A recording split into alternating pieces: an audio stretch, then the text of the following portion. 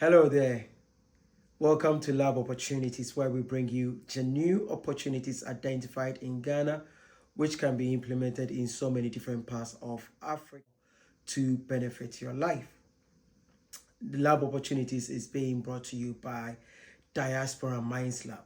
So, Diaspora Minds Lab is a community platform that has been formed to connect Africans in the diaspora so that we can share knowledge, experience, and find and identify partnership and collaboration opportunities so that we can collaborate and partner to build great things back home in Africa. Today, we are specifically going to look at opportunities in coconut farming. Coconut in recent times is being spoken about quite widely, and I think it is right. The hype is real.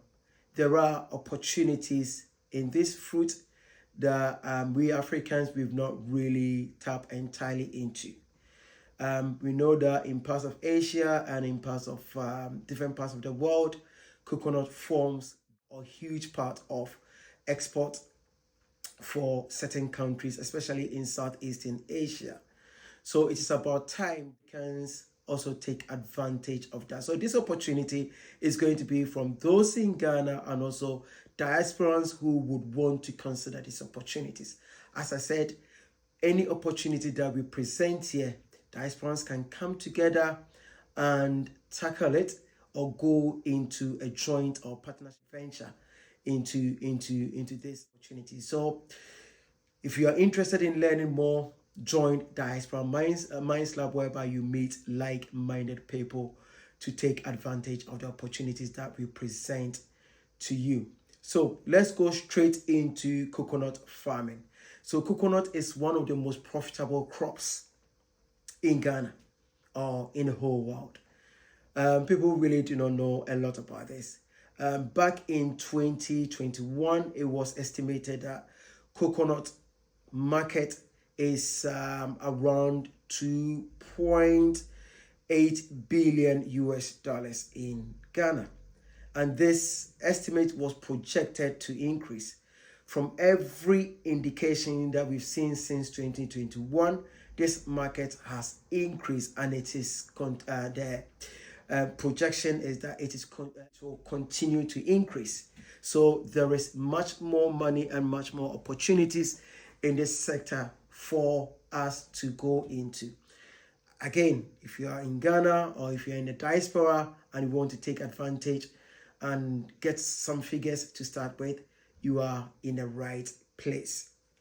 So let's go into why someone would decide to go into coconut farming in Ghana or in Africa. The first one is there is an already made market for coconut. So when your coconut is harvested, there is an already made market for it.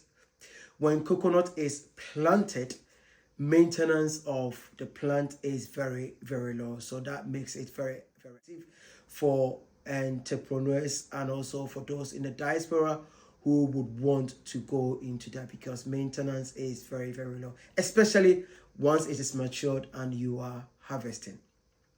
So coconut is naturally organic. Both the planting and use of it is very organic. Therefore, there is a huge demand both locally and externally, or outside Ghana or outside Africa, for organic produce, and coconut is a good product for that.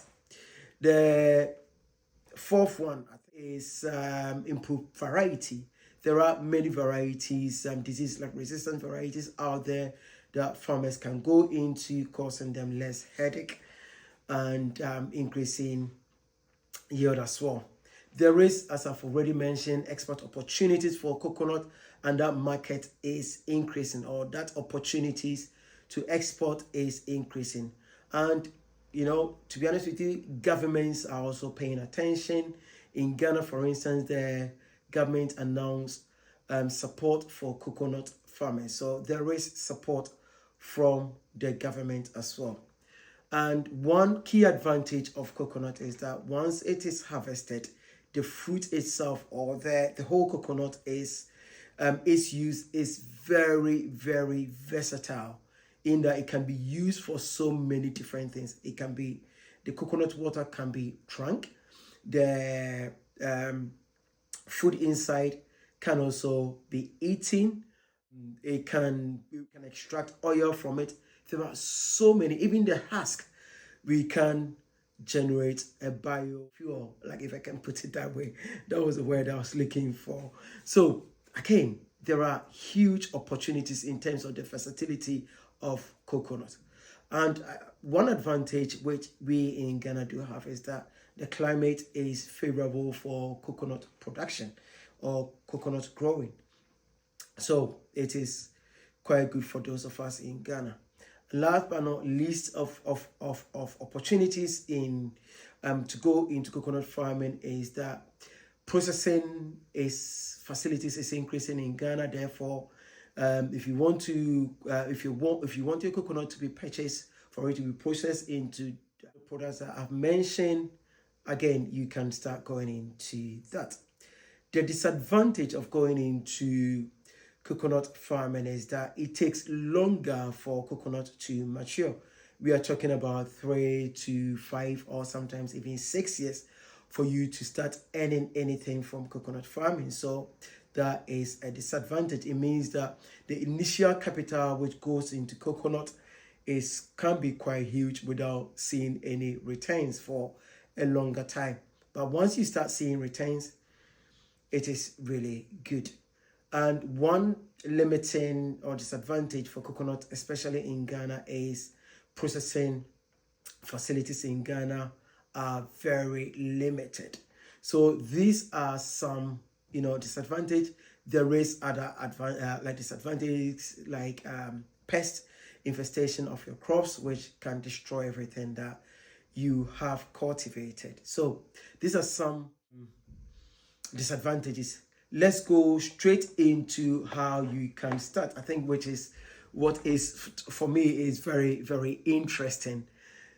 To start coconut farming, as I've already mentioned, the climate in Ghana is very, very conducive.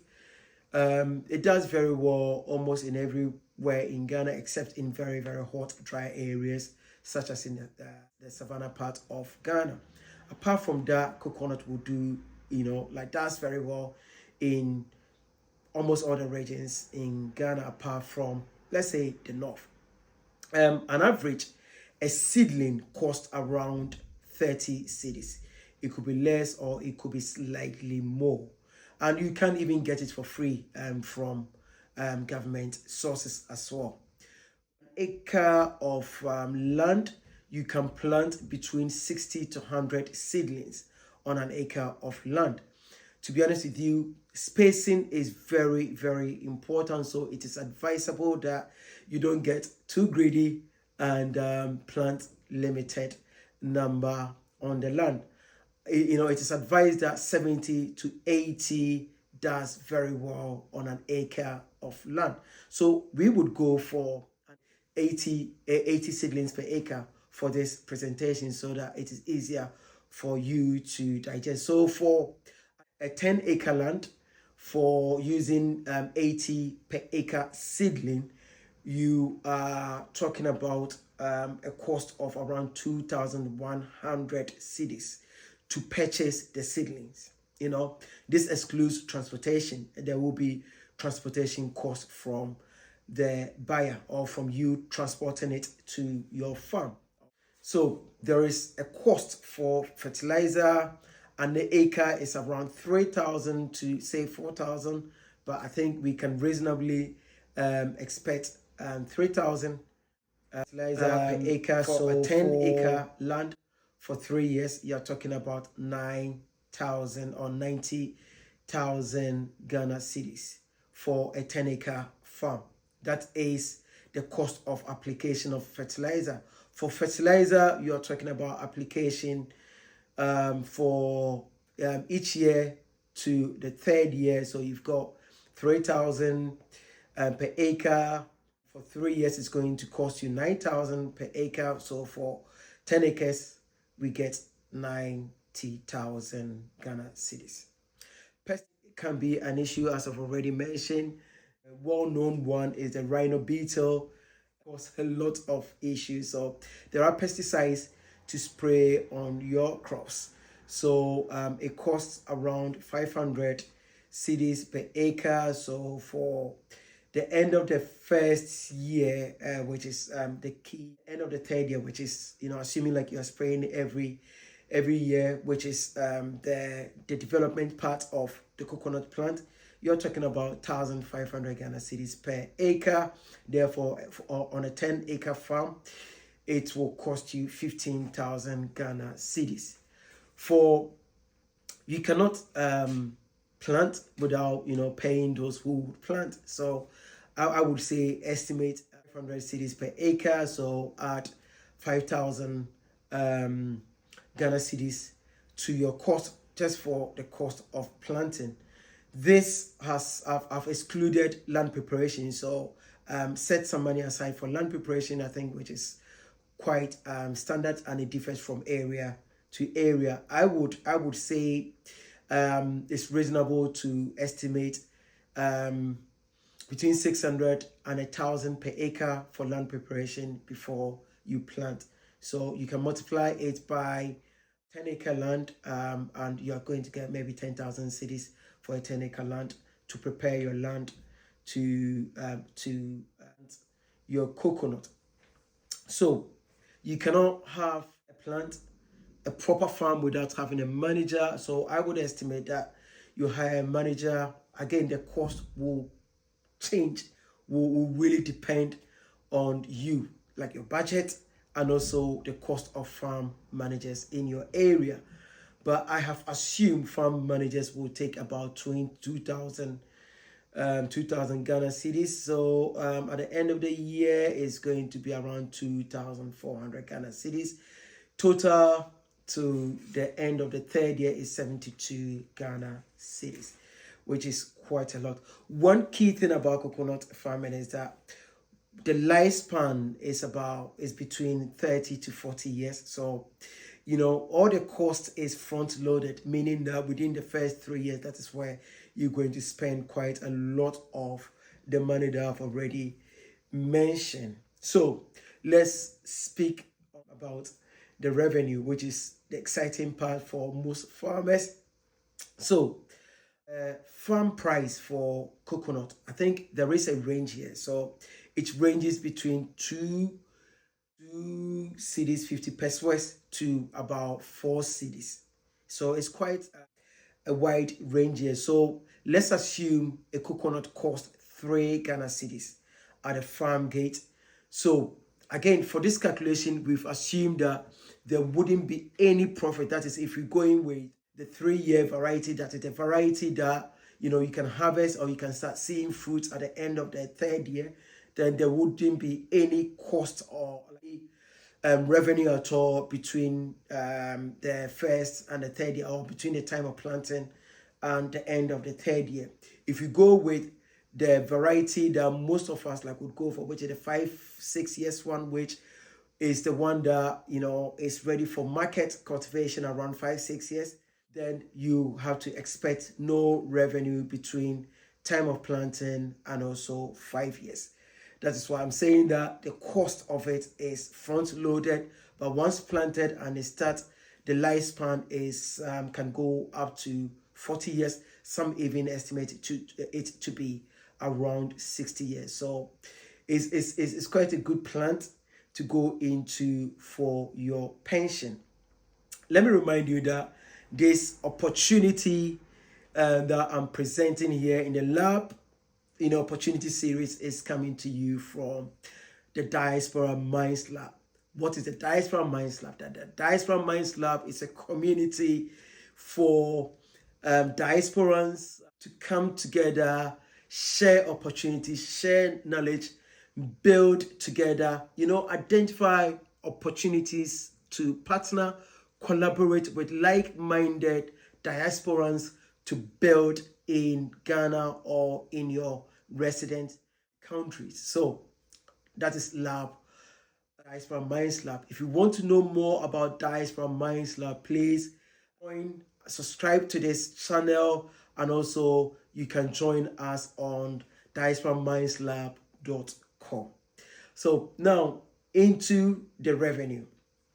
So I've already mentioned about how much it costs per coconut, which is 2.5 Ghana cedis to 4 Ghana cedis. We are assuming 3 Ghana cedis for this opportunities series. So if, assuming like we're using the 3-year variety, so at the beginning of the 4th year, we would expect some fruit. The first fruit is not a lot. Usually it's between 20 to 30, which you will get in a year.